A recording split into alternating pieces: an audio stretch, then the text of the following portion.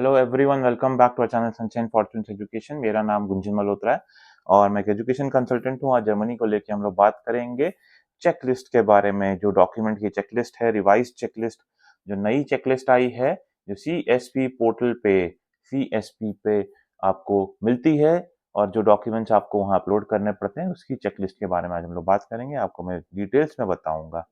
आगे बढ़ने से पहले बहुत से स्टूडेंट्स ये क्वेरी कर रहे हैं कि अपॉइंटमेंट्स का क्या बना, अपॉइंटमेंट मिल रही है कि नहीं मिल रही।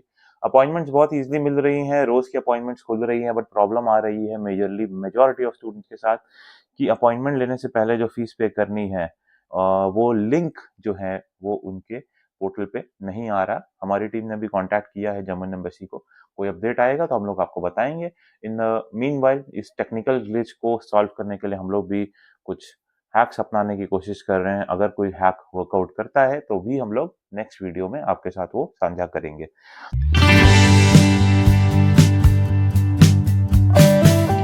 तो चलिए चेकलिस्ट की बात करें, आगे बढ़ते हैं। सबसे पहला और मोस्ट इम्पॉर्टेंट डॉक्यूमेंट पासपोर्ट आपको चाहिए। इसके साथ साथ आपको एपीएस सर्टिफिकेट चाहिए।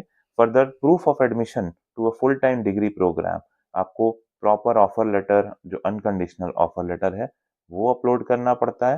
एंड इसके साथ आपको एक SOP, statement of purpose, ready करना पड़ता है अपने वीजा के लिए, जिसको इंटेंशन टू स्टडी लिखा कहा जाता है। ब्रैकेट में लिखा है फ्रीली रिटन लेटर। देखिए, पास्ट एक्सपीरियंसेस से जो हम लोगों को सीखने को मिला, ये मिला कि ये स्टूडेंट्स को खुद करना चाहिए। किसी एजेंट या कंसल्टेंट का जो सपोर्ट है इस लेटर के लिए अगर आप ले रहे हैं, तो जो फाइनल लेटर हो वो आपको अपने लैंग्वेज में लिखना चाहिए। राइट? रीजन बीइंग, जब आप ये स्टेटमेंट ऑफ पर्पस अपलोड करेंगे और बाद में इनकेस अगर आपका इंटरव्यू होता है और स्टैंडर्ड ऑफ जो लैंग्वेज है आपका, जो लेट्स से इंग्लिश का जो स्टैंडर्ड है, स्टैंडर्ड ऑफ आपका ग्रामर, कम्युनिकेशन स्किल्स का जो स्टैंडर्ड, अगर उसमें वेरिएशन देखने को मिलता है कि रिटन स्किल्स आपके एसओपी में बहुत अच्छे हैं, वेयर एज जब आप एग्जाम के लिए जाते हैं, वहाँ पे जो रिटन आपको क्वेश्चन के आंसर करने पड़ते हैं, लेट्स से क्वेश्चन को आप वर्बली आंसर करते हो, उसमें वेरिएशन देखने को मिलेगा, तो that might go against you, because this is what majority of students faced in past. बहुत से स्टूडेंट्स का इस चलते रिफ्यूजल भी आया था। इसके साथ साथ आपको फंड्स का प्रूफ देना पड़ता है, जैसे कि ब्लॉक अकाउंट स्टेटमेंट। साथ में अगर आपने पूरी फीस पे कर दी है तो फी पेमेंट रिसिप्ट।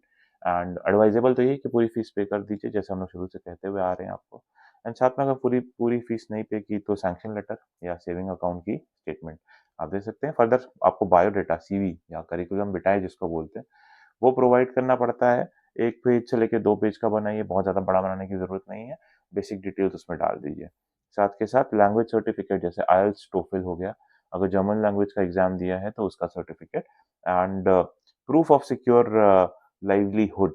ये बेसिकली जो डॉक्यूमेंट है, इसमें अगेन आप जो फंड से रिलेटेड जो डिटेल्स होती है वो प्रोवाइड कर सकते हैं। एंड लेट्स से कि बहुत से स्टूडेंट्स जो ऑलरेडी जर्मनी में और वहीं से अप्लाई कर रहे हैं, तो उनको जॉब लगी हुई होती है, उस डॉक्यूमेंट को भी वो यहाँ पे लगा सकते हैं। ऑप्शनल डॉक्यूमेंट्स में दिया है residence permit in the country of application, जिस कंट्री से आप अप्लाई कर रहे हैं वहाँ का आरपी। लेट्स से अगर आप जर्मनी से ही अप्लाई कर रहे हैं तो आपको ये डॉक्यूमेंट देना पड़ता है। मेजरली ये डॉक्यूमेंट्स रहते हैं।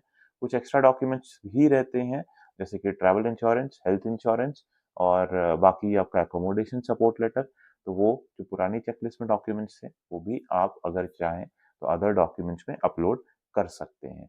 तो ओवरऑल यही इन्फॉर्मेशन मैं आपके साथ शेयर करना चाहता था। May God bless you. I wish you a very happy learning.